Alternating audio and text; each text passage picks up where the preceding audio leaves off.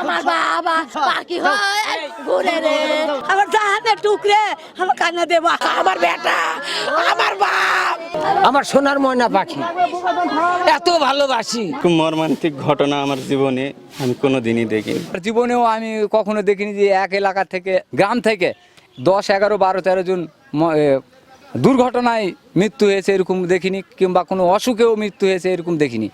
রাস্তার মধ্যে দুর্ঘটনা ঘটে গেছে, রডের গাড়িতে আসছে টাকের চোরা আসতে পারে দুর্ঘটনা ঘটে গেছে।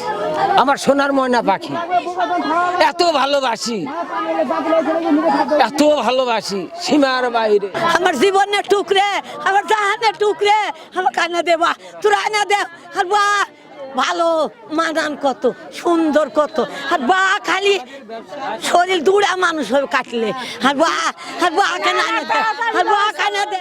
এই এলাকাতে এতগুলো লোক মরে যাওয়া তো আমাদের ক্ষতি এবং ধ্বংস হওয়ার পালা, এতে আমাদের ক্ষতি। পেটের দায়ে বাইরে ছিল, ফেনী নোয়াখালীতে ছিল, তারাই মারা গেছে। তুই বলে না রে ওরে বাবা আমার বাবা পারবি তো পাখি হয় ঘুরে রে ওরে বাবা আমার বেটা আমার বাপ আমার কলজে ওরে আমার কলজে হারায় গেছে বাপু আমার জীবন ওরে হারায় গেছে আমার সাগর হারায় গেছে আমার নদী আছে আমার কুল নাই ভাই আমার নদী আছে আমার সাগর নাই রে।